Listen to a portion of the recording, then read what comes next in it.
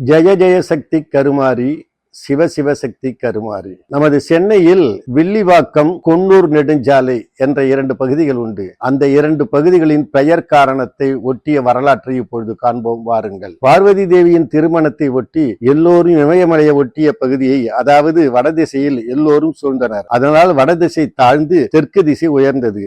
உலகை சமன் செய்வதற்காக குள்ளமுனியாம் அகத்தியரை தெற்கு நோக்கி செல்லுக என்று பரமேஸ்வரன் ஆணையிட்டார். ஆண்டவரின் கட்டளைப்படி அகத்தியரும் வடதிசையில் இருந்து தெற்கு நோக்கி நடந்து வருகிறார். வழியில் பற்பல அதிசயங்களை செய்து வந்தார் அகத்திய முனிவர். ஒரு பகுதியில் வில்வலன், வாதாபி என்ற 2 அரக்கர்கள் இருந்தனர். அதில் வில்வலன் வாதாபியை ஆடாக மாற்றி கறி சமைத்து அவ்வழியே வரும் அடியார்களுக்கு விருந்திடுவான். விருந்து முடிந்ததும் வில்வலன், வாதாபி வெளியே வா என்று அழைப்பான். வாதாபியும் தனது சுய உருவடைந்து அடியாரின் வயிற்றை கிழித்து கொண்டு வெளியில் வருவான். பின்னர் இருவரும் அந்த அடியாரை சமைத்து உணவாக உண்பார்கள்.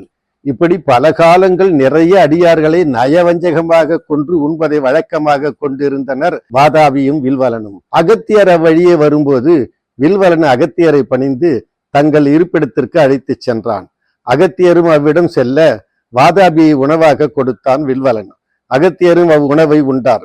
பிறகு தனது தவ வலிமையால் உணவாக உண்டது வாதாபியை என்று உணர்ந்தார். சிறிது திருநீற்றை எடுத்து வாதாபி, ஜீர்ணாபி என்று தனது வயிற்றில் தடவினார். வில்வலன், வாதாபி வெளியே வா என்று பலமுறை அழைத்தும் அவனால் வெளியே வர முடியவில்லை. அகத்தியரின் வயிற்றிலேயே அடைக்கலமாகிவிட்டான் வாதாபி. பின்னர் வில்வலன் அகத்தியரை விழுந்து வணங்கி அழுது தொழுது புலம்பினான். அகத்தியரும், வாதாபி இறந்து விட்டான், நீ எத்தனை தரம் அழைத்தாலும் அவன் வரமாட்டான், எந்த மந்திர உச்சரிப்பும் பலன் தராது, இனி நீ நேர்வழியில் பிழைத்திடுக என்று வில்வலனுக்கு ஆசி கூறி திருநீர் அளித்தார். அவனை நெறிப்படுத்தினார். இது நடந்த இடம் தற்போது அயனாவரம், வில்லிவாக்கம் என்று அழைக்கப்படும் பகுதிதான். எனவே வில்வலனை திருத்திய இடம் வில்வலன் வாக்கம், வில்லிவாக்கம் என்று அழைக்கப்படுகிறது என்பர். வாதாபியை தனது வயிற்றிலேயே அகத்தியர் கொன்றதால் இன்றும் கூட அந்த பகுதியில் கொன்னூர் நெடுஞ்சாலை என்ற ஒரு சாலை உள்ளது.